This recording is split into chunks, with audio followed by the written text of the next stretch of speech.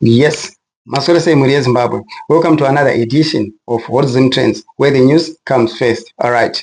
Nasu unoenda kuigira nyaya iri kunzwisa tsitsi zvakaoma hama. Munoona kana tichifamba mumigwagwa umu tinenge tichitarisira kuti tisvike zvakanaka kwatinenge tichienda. Ndikutaura kudai so nokuti pane mota inge ichienda kuVictoria Falls yadhuma Nzou. Then pakuvara nekufa vanhu vakawandisa hama. Asi ndisanda kupa nyaya iyi. Tinavasaura vedu veBright Connect vari kutaura kuti aiwaka musamanikidzire kuisa madata line akaita sesmart bs te1 zo mumafoni enyu zvinostraina mafoni enyu kuti ashanda achipisa and at the same time zvinouraya battery. Saka vakutaurawo kuti vane mamifi routers avainawo including those mifi, small mifi, koyawo marouter nema TV boxes anditi. Saka zvakachipa singaiti zvinhu zvavo zvokuti zvinobatsira munhu wese anokwanisa kuafoda kutenga, right? Vatoendera mberi vachitaura kuti pama-TV box avainawo kana une TV yegotsi kana LED TV iyo unokwanisa kuichinja yotoita smart TV, zvinongoitwa nesmart TV inenge yakuita aiwa zvakanaka izvama. Saka I would love you to show you ka video advert ka okay 15 seconds, then number dzavo ndichaisa at the end of the advert. Watch this.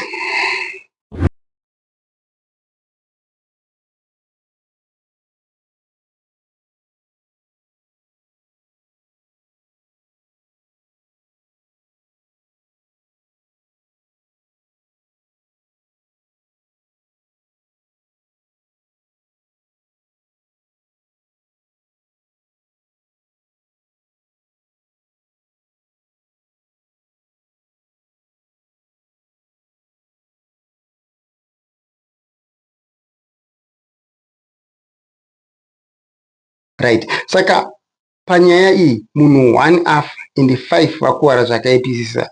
Izvi zvaitikira panonzi paKazungula Road 40 km from Victoria Falls mushure mekunge mota yadhuma Nzou, right? Mota iyi inge ichienda kuVic Falls, then driver ndobva avhoteka imwe mota inge yakamira ichitoisa zvayo mahazards, right? Haana kuziva kuti driver uyu ari kutoavoida, anga akamira uyu ari kuavoida kudhuma Nzou ishi. Nekudaro driver abva aita immediately overtake ndobva anodhuma Nzou iya. Nzou iya ndokubva aenda pamusoro pemota. Zvinorwadza izvo hama. Then mota yafamba about 100 meters into the bush apa Nzou yenge iri pamusoro. Zvinorwadza izvo. Front seat passenger abva afira paspot and vamwe 5 vanga varimo vakuwara zvakaipisa nekuda kwekudzvanyirwa kwavanga kaitwa mota ine Nzou yenge iri pamusoro. Shame.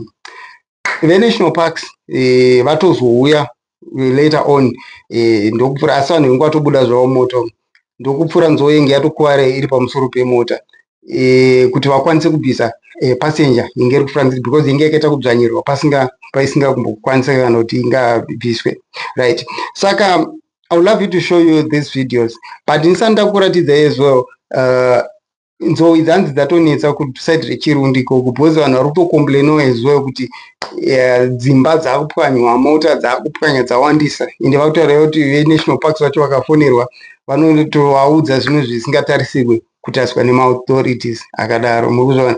Saka ndichakuratidzai video yeNzou iri pamusoro pemota ndozokuratidzai zvakare maphotos Nzou idzi dzichikonzeresa destruction of property around Chirundu area. Watch this.